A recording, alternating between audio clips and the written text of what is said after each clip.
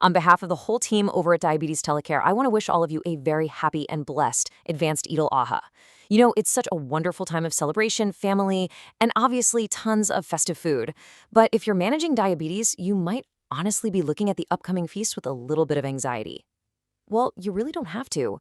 Today, we're going to dive into some fantastic insights from Diabetes Telecare on how you can safely and joyfully eat mutton during the holidays without throwing your blood sugar totally out of whack. We're going to break down exactly how to navigate this whole festive season. Okay, so here's our roadmap for today. First, we'll cover the meat and sugar myth. 2, the real hidden danger. 3, foods to avoid completely. 4, smart portions and pairings.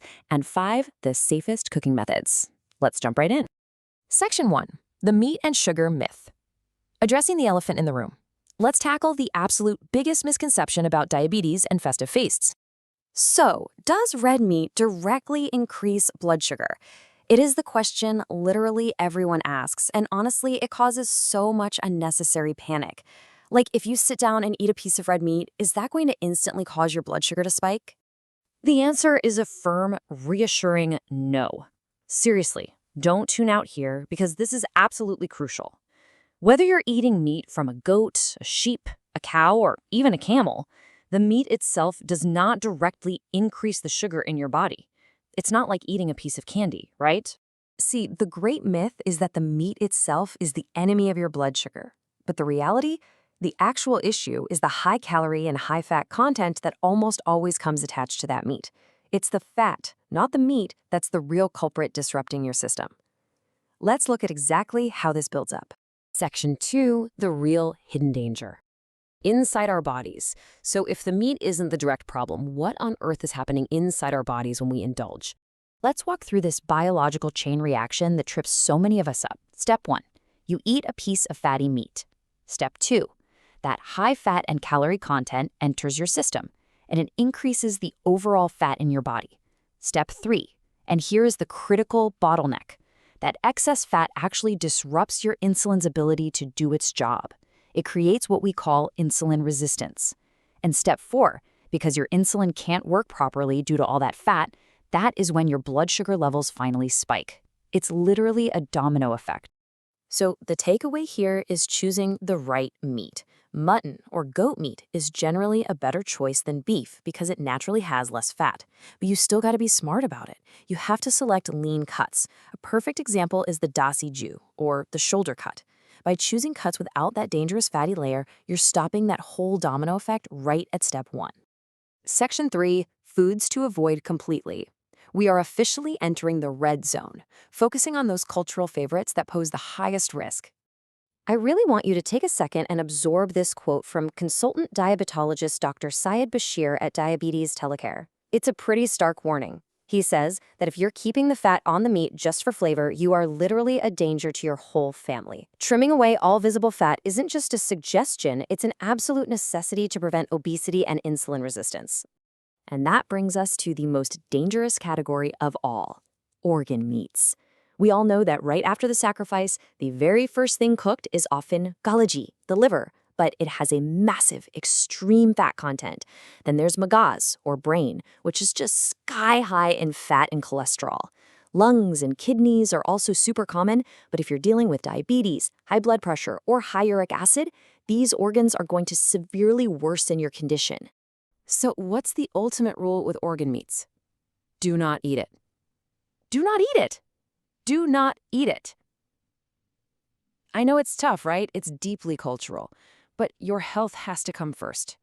If you absolutely must observe the tradition of Sunnat Ibrahimi, tasting one single tiny piece is your strict, absolute limit. Beyond that, just stick entirely to the lean meat we talked about earlier. Section 4, smart portions and pairings. Welcome to the green zone, where we figure out how you can safely enjoy the feast. 50 to 60. That right there is your magic number. For any single meal, you really want to aim for 50 to 60 grams of meat. That's roughly 2 to 3 ounces. To put that into perspective, think of a portion about the size of the palm of your hand. That is the ideal, safe amount to enjoy in one sitting. And here's a super practical reminder. Eid lasts for 3 days. That's typically around 6 main meals. You do not need to eat meat at every single one of those 6 meals. Give your body a breather, especially if you're managing hypertension, obesity, or diabetes. Spread it out, savor it, but don't overdo it. So, what should your plate actually look like? Well, to safely eat your 35% lean mutton, you need to surround it with 60% salads, fresh vegetables, and plant proteins like lentils. Why? Because you absolutely have to dilute the fat ratio of the meal. The fiber in those veggies acts as a buffer to balance out the impact of the meat. Now, you probably noticed the carbs section on that last chart was tiny or even non-existent. That's because adding carbohydrates like roti, bread, or rice on top of a meat-heavy dish is basically a recipe for disaster. The fat is already pushing your insulin resistance up. If you add heavy carbs on top of that, you completely overload your pancreas. Instead, try enjoying your meat with a refreshing, low-fat dairy drink like lassi or chach. It helps digestion without the massive sugar spike. Section 5. Safest cooking methods. Because at the end of the day, preparation really does matter.